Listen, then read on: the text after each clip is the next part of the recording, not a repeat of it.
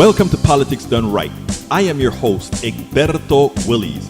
This is a progressive program that will take the mystery out of politics. This is the program that will encourage you to make sure government becomes we the people.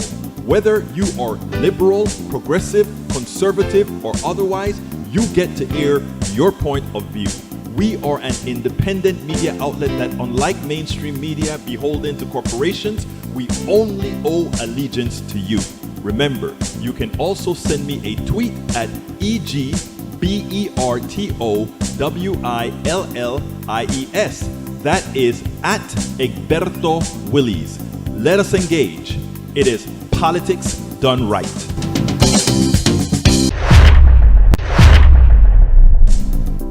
Well, folks, welcome to one more edition of Politics and Right. I'm Egberto Willies, host. Thank you so kindly for being a part of the show. We're going to have a great show for you today, and I want to start real quickly because we got to get into that interview with TrustWomen that we didn't get through yesterday. And in my what I'm supposed to do to get messages out, I've got to get her interview out. So let's go ahead and start real quickly. Michael Rudden, welcome aboard. AVQ, Bridge MCP, Deborah John from LA, welcome aboard. Eric Hayes, be careful out there. It's raining like hell. The world could be doing much more to help India. You've heard of flatten the curve. If too many people get infected at the same time, they'll overwhelm their doctors and hospitals' ability to cope. Then the overflow will lead to a large excess unnecessary death. This is such worse than I thought. This is grim. I'm not going to read the whole thing. India is going through a whole lot of stuff, but it's not only that India is going through a whole lot of stuff, but because so many people are getting infected, so many people are getting the disease, what can also happen is we can get mutations of the disease, and that will permeate itself throughout the world. So people that may think, oh, that is over there, we need to start thinking about the entire globe as an infrastructure that we have got to keep together for our own sake as well. Moderna is pledging to supply the world with billions of COVID-19 vaccine doses. Protesters say it's not enough. That's enough doses for a quarter of the world's population, a substantial quantity, just not enough before the next variants may require booster shot. Exactly right. I'm not going to continue that. I'm going to just state I've been going over that data for quite some time now. We have to get serious. First of all, we need to stop allowing these corporations to dictate how this is going to go. We need to go into a mass production system all over the world. India, China, Russia, Brazil, all the big countries need to build these factories. These patents need to be destroyed. This stuff was made with your tax dollars. This messenger RNA isn't a new thing. It was created by government dollars long time ago. Now this was a perfect test case for it. And now that we're going to have corporations building and making all the profits, to hell with that. That is anti-human. That is immoral. It is time for us to kill those patents and go ahead immediately and make this public domain for the world. We can pay them to make the drugs. And if they decide that they don't want to be a part of it, then we can create the factories to do so on a governmental level. It is time for us to get serious. Capitalism is killing people. We're not building the amount of drugs that we need to build because we are restricted by who wants to make profits from it. Hawaii became the first state to declare a climate emergency. Yes, climate change is a national emergency, one for which we only have a few years remaining to mount. Look, all of that is true. All of that is true. We know it. Let's keep repeating it. Thank you for stating it, guys. Read it. I can't go any further on that. Paul Fleming from ATL, welcome aboard. Eric Hayes, welcome. Norman Reynolds, welcome aboard. Nanette Bird Smith, welcome aboard. Let's see. Eric Hayes, no, Egberto, we just need to help them out. No, we need to solve a problem, a worldwide problem. Science is important. Science is important. Science is important. We have to know how these diseases get transmitted. If we don't mitigate it at the start and wait for what happened in the United States where we killed a lot of people, that is what. Capitalism somehow brought these vaccines to us, didn't they? No. Didn't you hear what I said in the beginning, Eric Hayes? It was your tax dollars that funded messenger RNA. This is not anything new. Capitalism had nothing to do with it. Capitalism had everything to do with marketing it. Let's start being honest and get the truth. Put it in your head, my brothers and sisters. Your money paid for messenger RNA, which is the basis of Moderna and Pfizer. Thank you so kindly, folks. Let's go and move on to our interview, and then we'll come back and have a chat. Let's get busy. Vamos a comenzar esta cosa ahorita mismo. Welcome to one more edition of Politics Done Right. I'm Egberto Willis, your host. Today we have a special guest. As you know what's happening in Texas, what's happening all over the country, not only with insurgents, not only with all these different issues, but also with an issue dear to the hearts of many women. Today we're lucky to have Julie A. Burkhart, founder and CEO of TrustWomen. She's a former advisor to Dr. Tiller. Yes, that Dr. Tiller, and has led the fight for choice in legislatures, courtrooms, and at front lines of reproductive justice has been at the front line of reproductive justice for the last 3 decades. Julie Burkhart, welcome to Politics Done Right. How are you doing today? I'm fine, Egberto. It's really nice to be here. So thank you for having me. Absolutely. But, before we get into talking about the the the organization that you're in, let's talk a little bit about what's happening in this country. We have turned into a pretty darn violent country, wouldn't you say? Or maybe we have always been. What's the case? Well, I would say yes, and yes, and yes, that we have always had violence in this country. Some of it, I would say, has been less visible, or people haven't paid attention to certain violence in this country.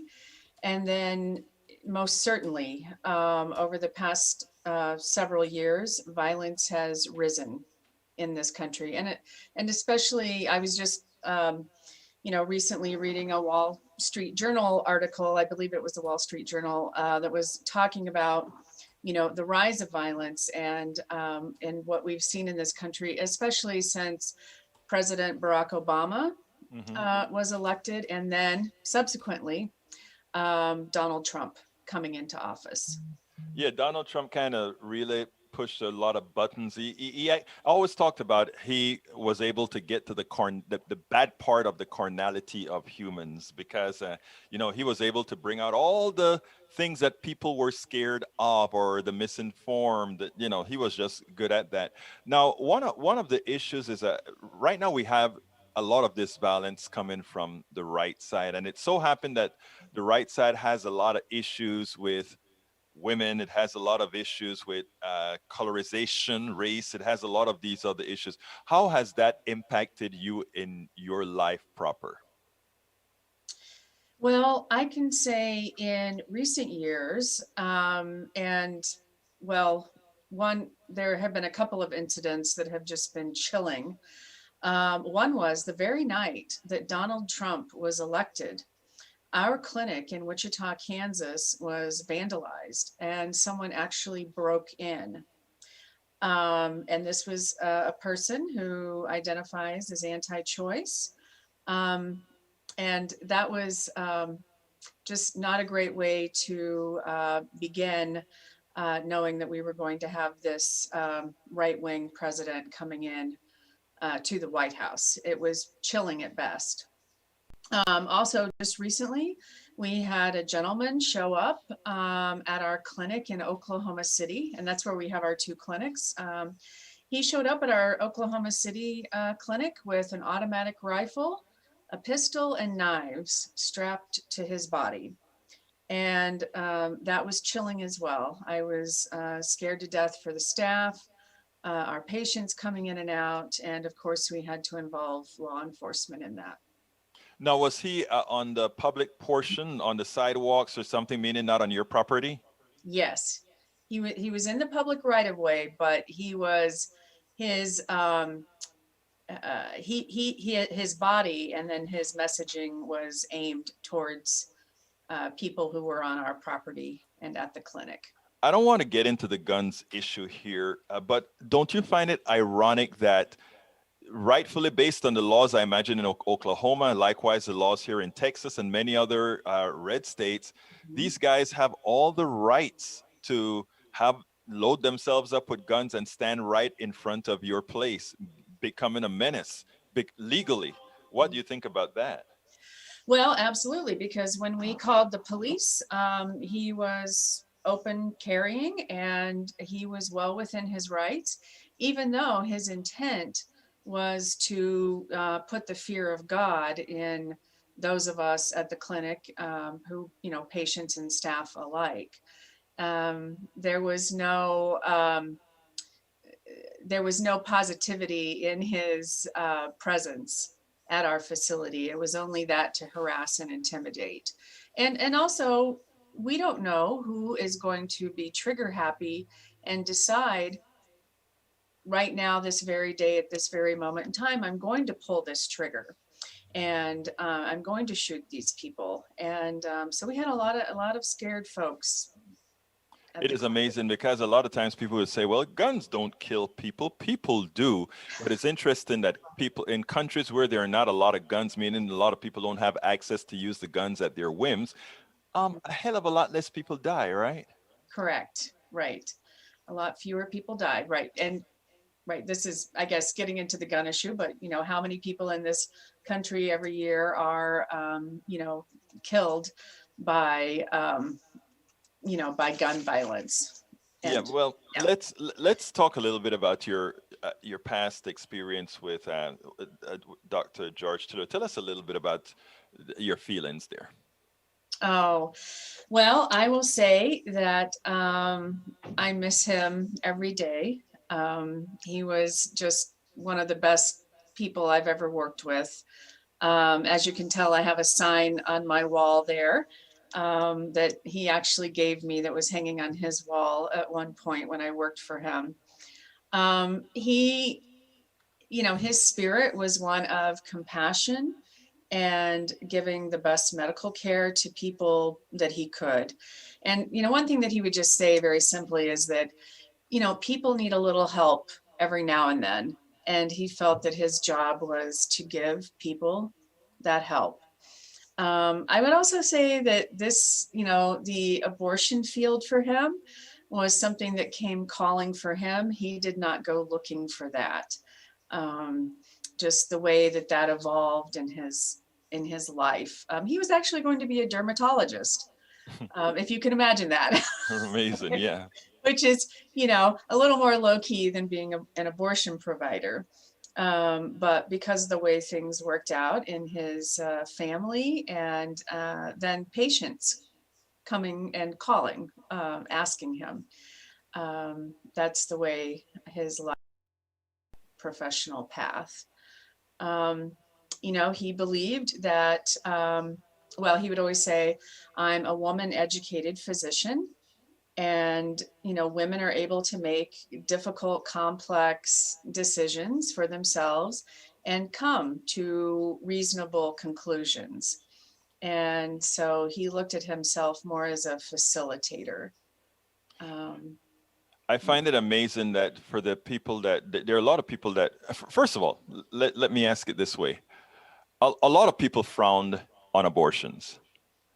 Uh, why shouldn't they frown on abortions? Give an explanation to those people who frown on the practice and why they shouldn't. well, I would say one reason is that you never know how your life is going to unfold. Um, and so here, there are a couple of examples. Um, in talking with people who would identify as, say, Republican, maybe more to the right, people who would say, I'm pro-life, I'm anti-choice, I don't believe in abortion. Well, if you dig deeper sometimes into those conversations, you find that those people actually have been faced with having to make that decision. Just recently, in talking, with some gentlemen who their partners had abortions. One definitely was, there was a fetal abnormality and their baby was not going to survive. I forget what the other reason was, but those are two prime examples of you just never know. You never know how life is going to unfold.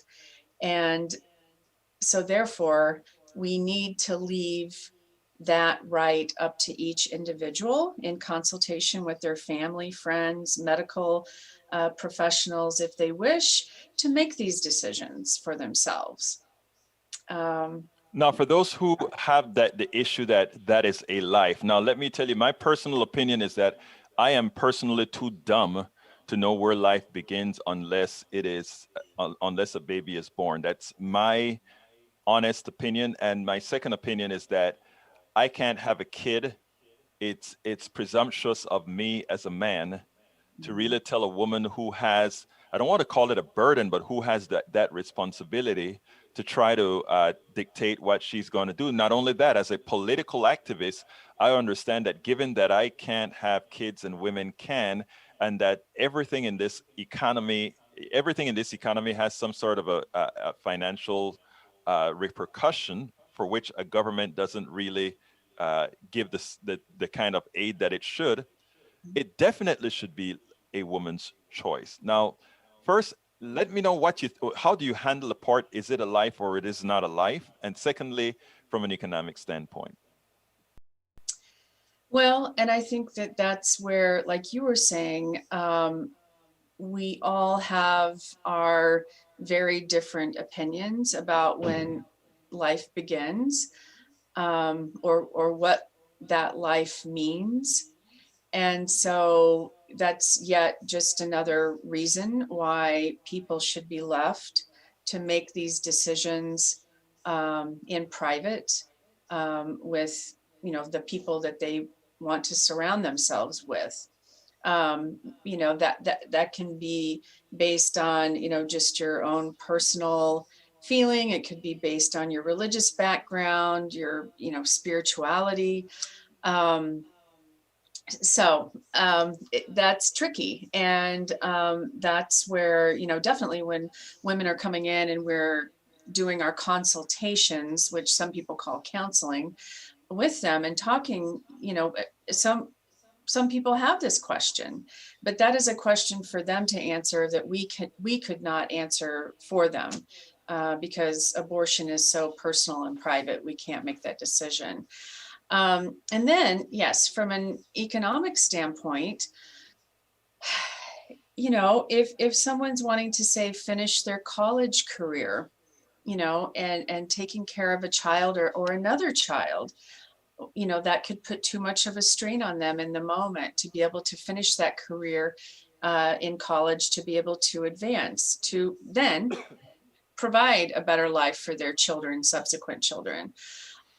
We have a very patchwork childcare system where it's challenging if you have a baby or a toddler or a small child, to be able to afford to put them in that daycare or childcare center.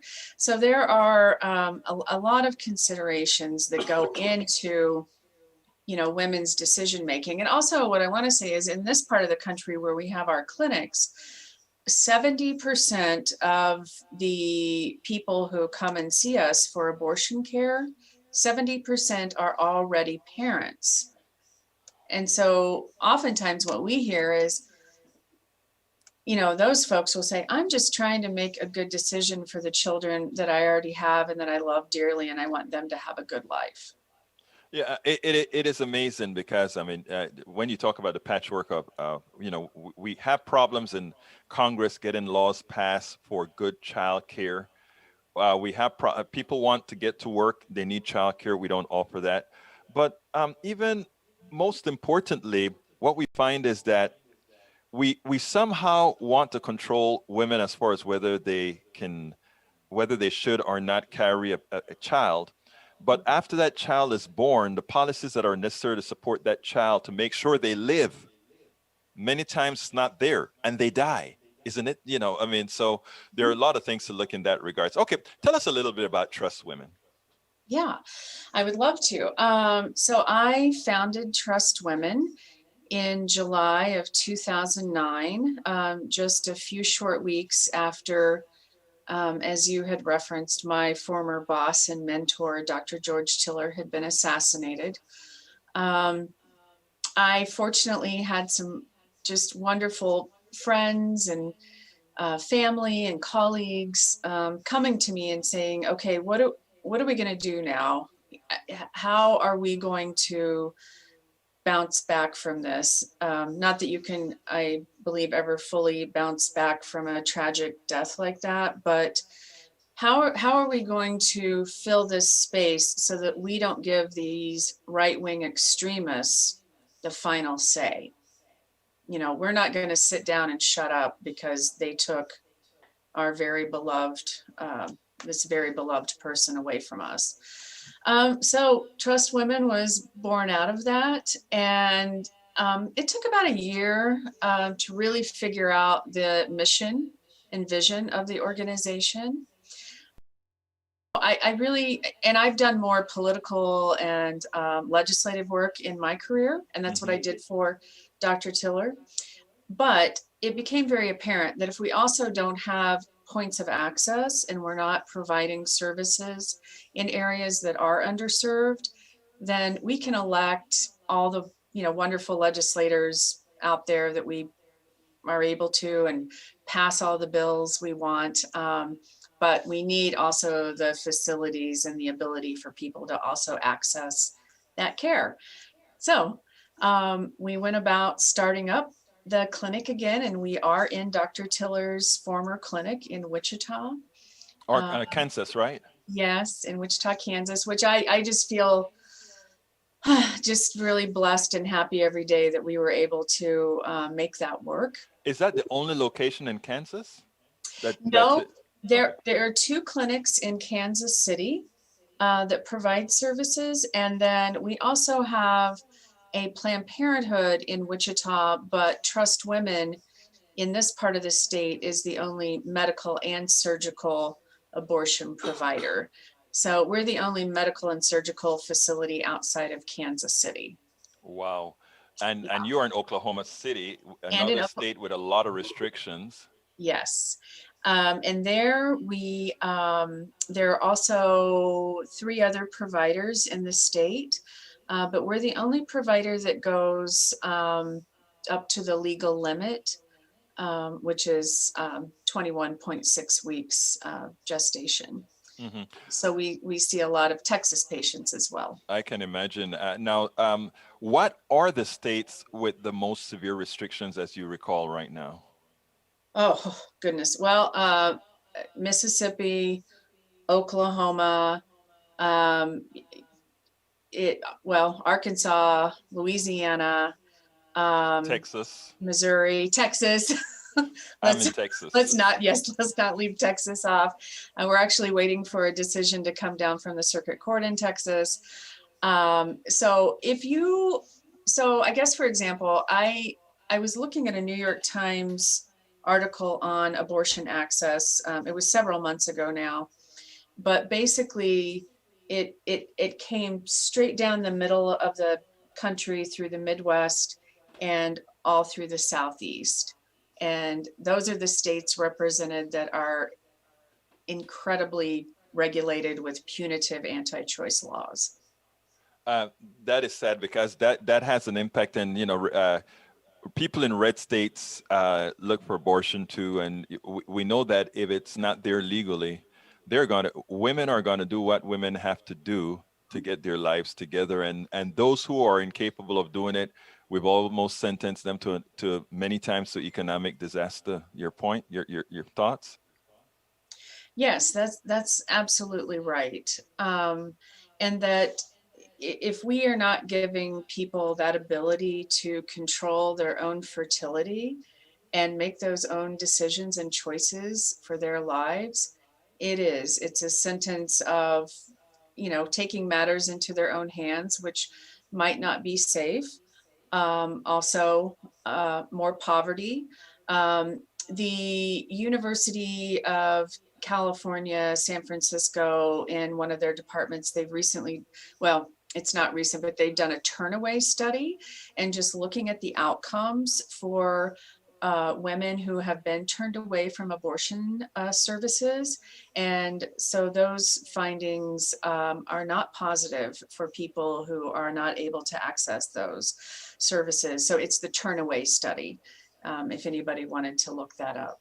Now, Juliet, we're coming close to the end, and what I always do with my programs is, because I know I definitely don't have all the questions or the answers for that matter, I ask you to tell me anything you want to tell me that I should have asked, but that you want to get out there. Well, I guess going back to our original, or what we first talked about in terms of violence in America, and that rising tide of violence. You know, we in the abortion world have faced violence for a long time, as I know other segments and groups of People have. people have in this country. And the thing that's really important is that, you know, and of course we are just coming off a presidency where he was all about gaslighting and encouraging this violence. But when we see these extremist groups, no matter who their hatred is targeted towards, you know, feeding lies, you know, the disinformation through social media, you know, that is, you know, giving that permission and feeding those false beliefs, you know, that is damaging. So I wish people could just really see that, just how damaging. And I'm sorry, I'm not being very articulate on this here, I but understand. I think everybody understands exactly what you're saying. okay, yes, and it's and you know, just what, you know, just what I or Dr. Tiller had experienced, you know, bombings, flooding, windows shot out, knocked out, and then, you know, his ultimate assassination. And, you know, what good does that really do for us collectively as a country and a people? And so it's sad, and to be driven by such fear. It is in fact sad. Well, Julie Burkhart, founder and CEO of TrustWomen, thank you for what you do, and thank you for how you stand up to all the negative, because we do need you. So you have a wonderful day, and thank you so kindly for having been on Politics Done Right. This has been a pleasure, and thank you. Thank you so much. We imagine she was there. She's one of the women who worked with Dr. Oops, what? Just went to brain for it. But he got assassinated. He used to do abortions, sadly. They really did. Now, I hear a whole lot of Daniel Lado saying, oh, they're killing babies. You know, I'm too dumb to know when a blastocyst or one of these clump of cells become a human being. It's above my pay grade. What I do know is, as a person who can't have kids, as a person who pregnancy will never affect economically, as a person, you know, I mean, a lot of times we have a lot of folk, Dr. Tiller, thank you. A lot of times we have a lot of people on the right who they want to tell a woman what to do with her body. If somehow she gets pregnant or whatever, you must carry that to term, etc., etc., etc. And when it is time to help her raise the kid, you know, I mean, first of all, I respect the conservative who says conception begins from the time that sperm reaches the egg, and you know, no abortion under any circumstances, no, whether it's rape or whatever, because that was created by God. The problem is they have all these exceptions, right? And once you have one exception for something like that, it means that you're given plausibility to all other possible exceptions that have a material effect on somebody's life, right? That's what they've refused to want to accept. Here is the reality, folks. Those on the right that want to control the bodies of women, it's not about caring for that fetus. It's not about caring for that supposed life. It's all about something we spoke about yesterday. It's all about control. I want to control a woman. I want to let her know that we are in control. You see more men fighting for this issue than you see women. I mean, and you have to wonder, we have to be clear on this. I should have no decision in what a woman does with her body.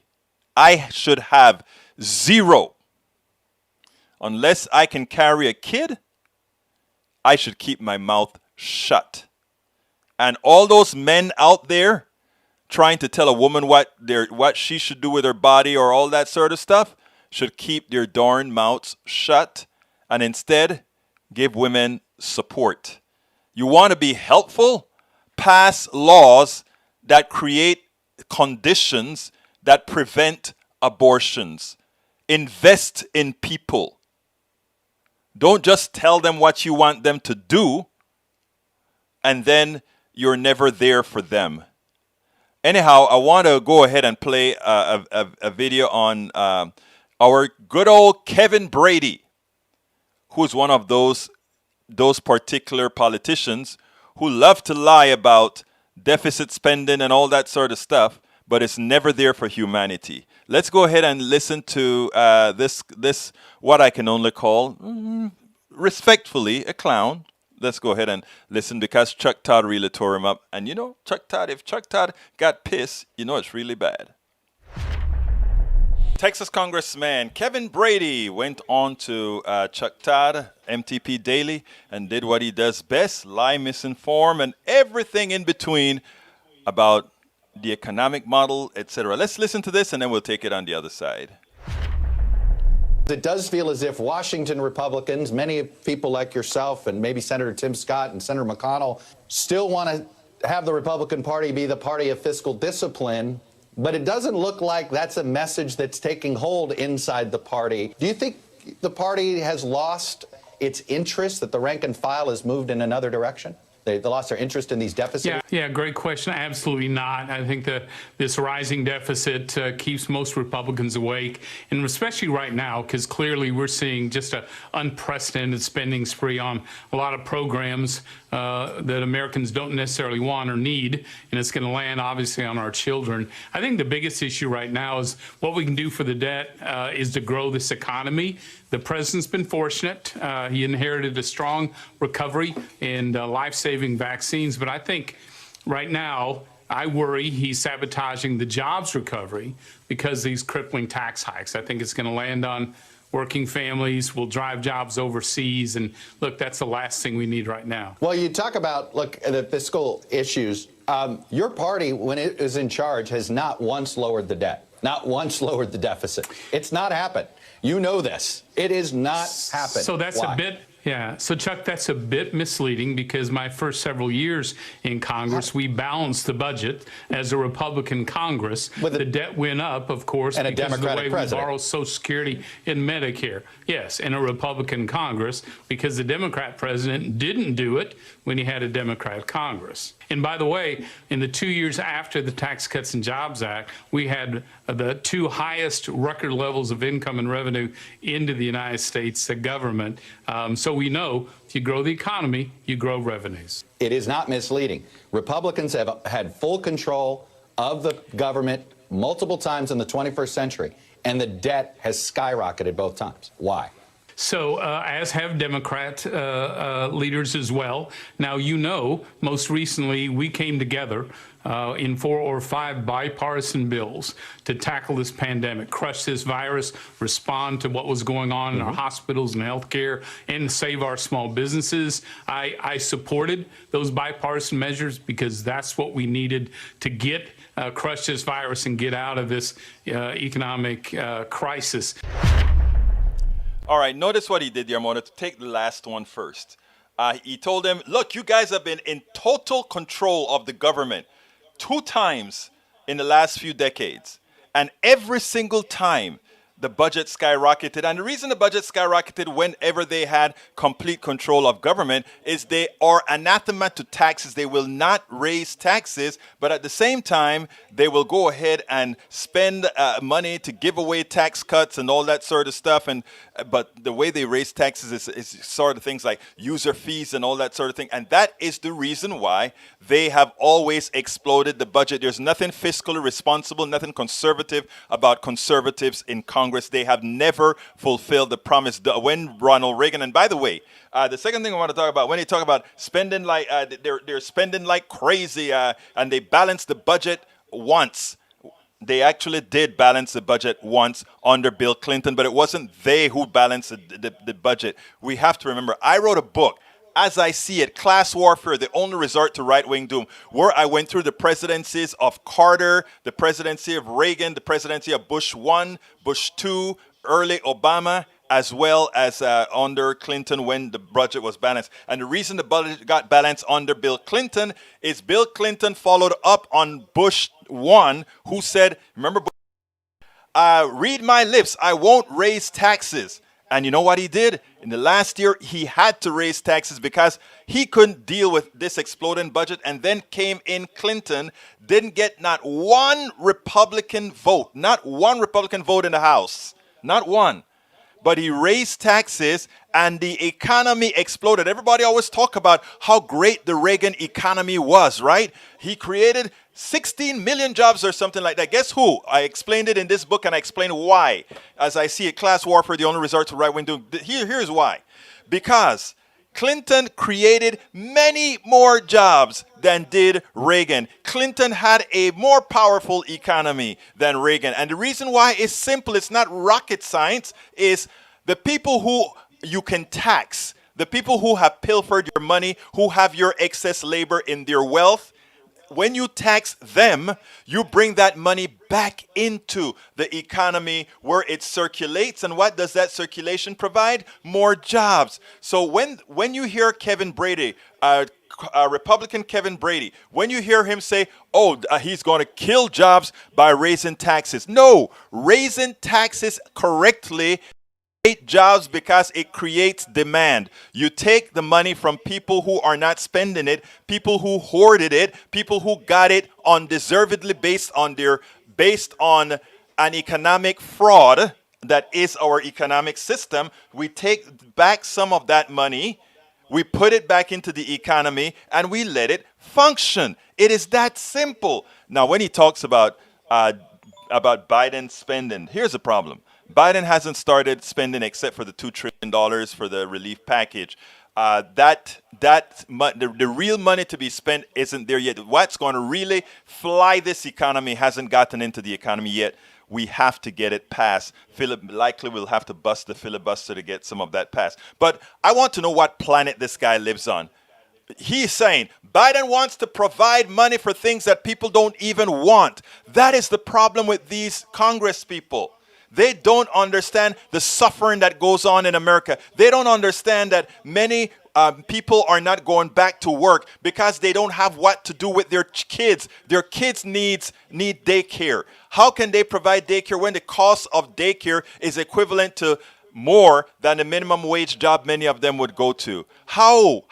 Many of them have health issues. How could they get themselves healthy to go back to work when they can't afford to go to a clinic, when they don't have insurance, when they are in states like Texas that's murdering their citizens by not allowing them to have the Medicaid expansion to the Affordable Care Act? Again, people, these guys live on another planet. He claims in 18 months we are going to have the House again.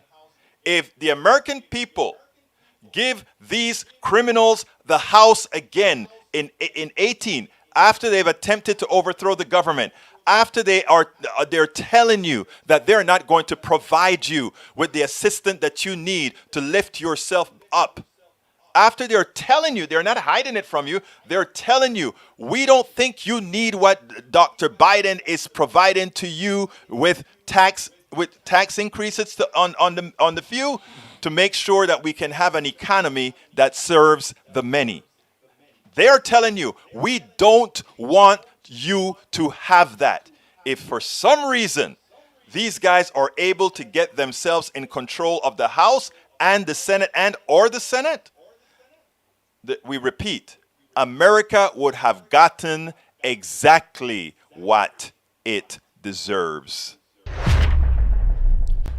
All right, folks, I'm not going to forget my ask today. Thank you, Bridge MCFE and Norman and all those that have reminded me over the last few days.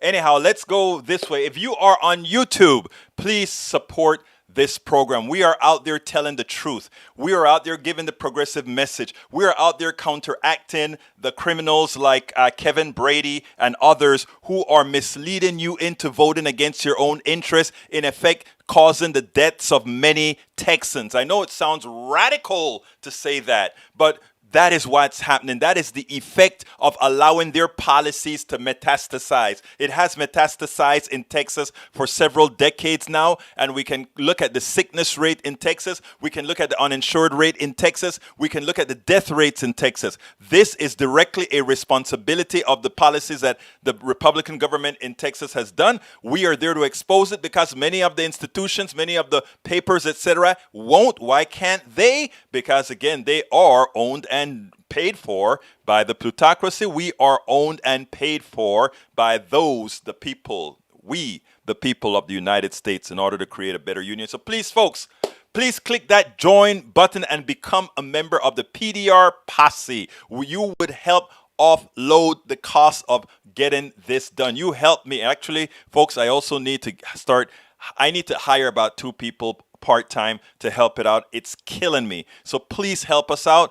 Click that join button, become a part of the PDR posse. And by the way, our PDR posse has a corresponding cup that you can purchase to help support us as well, created by Bridge MCP, the leader of our PDR posse. And look, there's a lot more that's going to happen with our PDR posse, along with the release of our new book, how to make America utopia. We are going to have a page. We already have the page. We just have to build it out, that we're going to help folks with. So please go ahead and do that. If you don't see the link to the join button, or if you're on another network, just go ahead and click this that I'm putting in here. politicsdoneright.com/YouTube, politicsdoneright.com/YouTube to join us. You can also support us. We need a lot of patrons, folks. We don't have enough. Please support our Patreon at politicsdoneright.com/patron. Patron is spelled Patreon, Patreon, politicsdoneright.com/patron. Or you can always support us, of course, via PayPal. politicsdoneright.com/PayPal. politicsdoneright.com/PayPal. Oh, I didn't show the cup. How bad of me. So let me go and did about 30 seconds more talking so that I can actually do some, so that you can see all those people that have purchased our cups so far. Anybody who have purchased our cups, books, or whatever, please take a picture of you. If you're not too scared, and just send it out. I'd love to. Look, I like to expose all of you that are actually helping out. If you go to our page at Willie's Media LLC, you'll see all those people that have helped us keep this stuff going. But also, I like pictures as well. I know a lot of you guys are shy, but I love pictures. I love to get it out there. Anyhow, you can also support us by purchasing the book. The book is called How It's Worth It. How to talk to your right-wing relatives, friends, and neighbors. How to talk to your right-wing relatives, friends, and neighbors. You can get that book at the Amazon link that I just put on the screen. But if you want to get rid of the middle person so that we'll make a few more pennies on the book, instead of completely going through the Amazon channel, which you know is a billionaire channel, you can always go to politicsdoneright.com/store, politicsdoneright.com/store. That will help us immediately. Look, until I get to about 1,000 members, I cannot get a producer. Until I get a producer, all the bookings I've got to do myself. I got to find all the politicians, all the activists, all of those that you see on the screen, which means 16-hour days, 7 days a week. When this pandemic is over, I want to do some more traveling, so I'll probably come up with a GoFundMe, because I've been thinking about getting some paint to put on my car that just says Politics Done Right and drive around the car. I'm not sure what I'm doing yet with that, but you know, there are some other conferences that we're going to be going to. Put a mug in front, your mug, and take a picture. Yes, please do. And here is the mug as well. Let me put it closer. Designed by Bridge MCP. Anyhow, Egberto, why not an intern? here's, you know, a lot of people say, hey, get an intern to do this XYZ. Here's what I feel. You know what I preach, Medicare for all that good stuff. I wish we had Medicare for all where everybody taken care of, which means I wouldn't have to have that cost. My taxes that I pay and all of us pay, as a society, we take care of each other. I can't, with all the stuff that I talk about, ask somebody to come and do all this stuff for me and not pay them with health insurance. You know, my wife asked me that one time, and I said, you know what? I preach that, you know, how bad these companies are. They have people working, etc., and they're working at a discount. If somebody wants to help me, like Norman went ahead and Norman did the voiceover for the book. As you know, Norman's an engineer, retired, and he decided that he's going to do the voiceover for the book. That's great. Bruce Pollard decided that he was going to do some editing on the latest book, How to Make America Utopia. That's great. But to have somebody that's going to do a steady set of work for me, there's just something deep inside that I can't, you know, I just don't feel right not paying somebody what I know they're worth. And that's the thing. So I just go ahead and I kill myself to do it, because I preach that people who hire others, if you can't afford to pay them, you have not a company but a hobby. And what I do right here is that's why I can afford to pay myself based on what I get from all the support that I get from you know, YouTube, all that good stuff. It takes me 16 hours to do it. But if I'm to bring somebody else, it's going to be when we reach that critical mass that says we can afford to pay somebody to do work consummate with what they're doing. And that's the reason why I do that. Okay, I'm running out of time. I got to get over that. That's my hang up. I got to get over that. If a CS student came and told me without me asking, say, hey, I definitely want to do that, I'll definitely do something like that. Let me play the other video. This one is important. Oops is how it starts. I name it. Check this out. Yesterday, Tim Scott gave one of the most disingenuous responses to a presidential speech that I've ever heard. And what was interesting is these guys are so anti-government, and they claim that President Biden is also big government. Well, you know, interestingly enough, the truth of the matter is big government or right-sized government is what have done miracles for this company when we, the people, get together to get things done. But you know what? Ron Klein threw shade at Tim Scott in the most perfect way when it came to the development of the vaccine. Let's listen to that, and I want to take it a bit further. I want us to kind of get a real display of how things work in this country. I want to go to one other point that Senator Scott raised, and that is that you came into office when the tide had already turned on the COVID-19 crisis. Let's listen to that. This administration, a tide that had already turned. The coronavirus is on the run. Thanks to Operation Warp Speed and the Trump administration, our country is flooded with safe and effective vaccines. Thanks to our bipartisan work last year, job openings are rebounding. Are you willing to share credit with the Trump administration for the vaccine effort in that the vaccines were developed during the Trump administration? Look, I've always said I think the Trump administration deserves some credit for its work on vaccine development. But in terms of where the tide was when Joe Biden became president, the week before he became president, this country had 1 million people file for unemployment. The week he became president, 900,000. We were losing people at the rate of 3,000 to 4,000 a day for COVID. The 2 weeks before Joe Biden became president, more people died from COVID than during the Vietnam War. So that's where the tide was when Joe Biden became president. We weren't vaccinating people. Fewer than 1% of seniors were fully vaccinated when Joe Biden swore the oath of office. Today, that number is 70% in just 100 days. So yes, the vaccines were developed basically on science that came along before Donald Trump became president. Yes, the vaccines were developed basically on science that came along before Donald Trump became president, but sure, happy to give the Trump administration credit for moving that along. But the key thing isn't vaccines, it's vaccinations. It's getting those shots in people's arms. It's getting the economy turned around. That's what started when Joe Biden became president, and that's what we've made so much progress on these past 100 days. The first thing I want to do is to show how effective he was in pointing out, no, we had not turned the corner. And he didn't just say that. He enumerated all the things that were failing under Donald Trump at the turn of the presidency and how the Biden administration made it much better, made it go in a positive direction. Secondly, he gave a very important statement. The fact of the matter is, this messenger RNA that is using the Moderna vaccine and the Pfizer vaccine, they didn't just happen as this coronavirus showed up.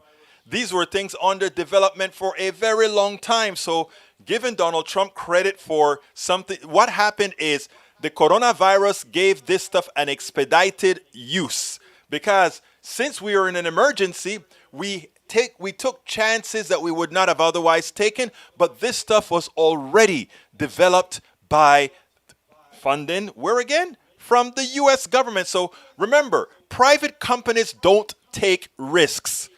They do not take unnecessary risks. Remember, corporations are pretty much socialists for the corporations. In other words, they throw the risk onto you. We only take things that we know work. That's it. And they knew that messenger RNA had a good chance of working long before the coronavirus came about. And if you doubt it, this article by KH and the Kelsey network says it all. But there's one particular paragraph that I want to read on this stuff to let you know.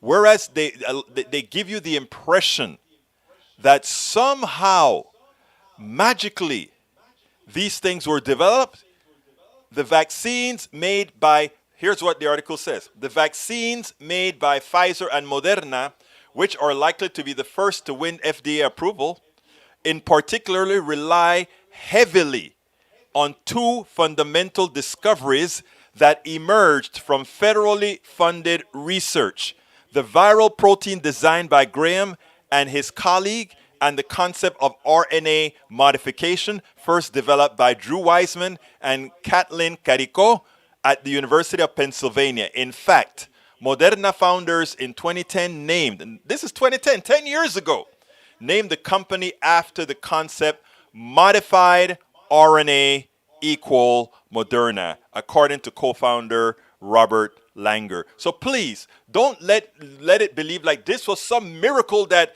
came about because of Operation Lightspeed or whatever Donald Trump called it that brought this to fruition. This has been years and years of government intervention, government funding, government providing, we the people, providing all the necessary assets to move our, not only our economy, to move our medical system forward. So don't let anybody fool you that, oh, these great corporations came to be and saved the world. They didn't.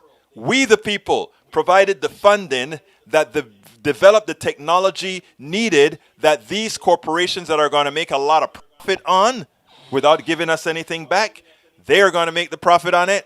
Don't forget it. So when Tim Scott comes out and give the impression like somehow President Joe Biden is giving away the shop, you want to spend all the government money, remember, our government was responsible for the technology used to develop these vaccines that are going to save the world. And we the people deserve to actually get something out of having done all of this. We're back. Eric Hayes, welcome aboard. Hi, Coop 333. Thank you so kindly for those kudos, my brother. Thank you so kindly. Vicente, is that my Vince Gill? Ay, ¿qué pasó, hermano? ¿Qué estás haciendo? Mi brother-in-law de Panama. Welcome aboard. Bridge MCP, welcome. Paul Fleming, welcome. IVQ, Maywood. Let's see, Micah Ratnin. Let's see who else we got here. Got to call my peeps out. Deborah John. How you doing, Deborah? Let's see who else we got here. Norman Reynolds. We've got... my eyes are going crazy. I know I'm not getting old. My birthday comes in May, and I refuse to accept. Deborah John, welcome aboard. I refuse to accept that I'm going into another decade. But hey, what can I say? Deb Denny, welcome aboard. Let's see. Daniel Ledo, welcome aboard. Let's see as I scroll up. I think I got Haiku 333. Of course I did. Who else? Deb Denny, I think I got you. Oh, man. Bruce Pollard, welcome aboard. Paul Fleming always says, checking in from Atlanta. And then who else just checked in from LA? Nanette Bird Smith. Let's see, I think Rod Valencia, bienvenido. Who else we've got here? It would be funny. Yvette Avery Herod. I always point out Yvette because what is it? Yvette is my hero. Anybody that works with unions that are trying to unionize employees, that are working their butts off to give people power, it's like a turn on for me because it's like people power. We're bringing it back to people. So I want you guys to keep her name in your little Rolodex. Those are the olden days. It's now in your contact list, right? Because if you ever get an email from her or she comes on and talk to us again, says, hey, I'm raising some money to do this or unionize whatever or build that, we need to be there for her. All right, let's continue. Let's continue to see if I missed anybody. I probably missed a lot of you. If you go ahead and put your stuff back in the bottom of the, as a new message, I'll pick you up. Let's see. Well, ladies and gentlemen, it's time for yard work for the next 3 days. See you on Monday. Anyhow, folks, look, thank you for being here. I just need to tell folks a few things because you were asking about why is it slowing down with the injections. First of all, I'm going to try to be kind. I want to tell the people who follow the Trumpists, please stop being so gullible. The vaccine has been taken by hundreds of millions of people now. And we really need people to start taking this vaccine to prevent the mutations. If the vaccine is active, we'll get mutations which will eventually render some of these vaccines moot. So everybody has to cooperate. If you want to kill yourself, it would be great only if you're not taking others with you. The problem is as you get sick and others get sick, you're changing the virus. You're making the virus a different type of virus that would require boosters, which means a hell of a lot more money for the vaccine manufacturers, the pharmaceuticals, a hell of a lot more debts for people who cannot cope with these variants. So in effect, you are complicit as well for allowing others to make you ignorant into killing others. Bottom line. So my ask to you is to kindly, respectfully have others please take the vaccine. I've had both of mine already. My wife has had both. My daughter has had both. So we are mostly protected except if some crazy variant comes in. And with what's happening in India, because they have a right-wing government as well that thought it was all okay to just open things crazily, now they're going through what we could go through, which it's massive debts. Not even in China, not even in Russia are we seeing what is happening in India right now, and Brazil for that matter. So please, folks, take your vaccine. It's essential. Those of you who are supposedly moral and think of other people, consider it your duty to save others. Now, there are another group of people that have a resistance. And I have, and these are people who are used to the medical system not being fair with them. This is not one of those instances, people.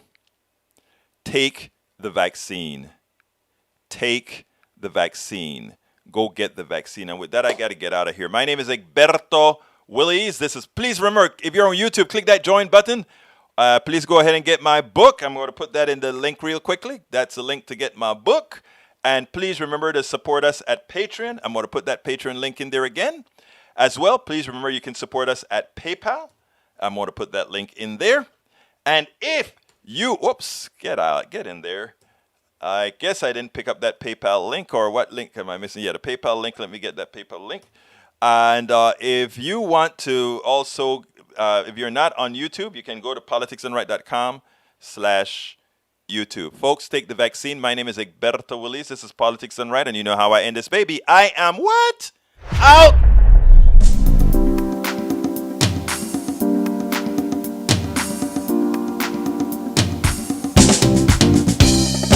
Welcome to Politics Done Right.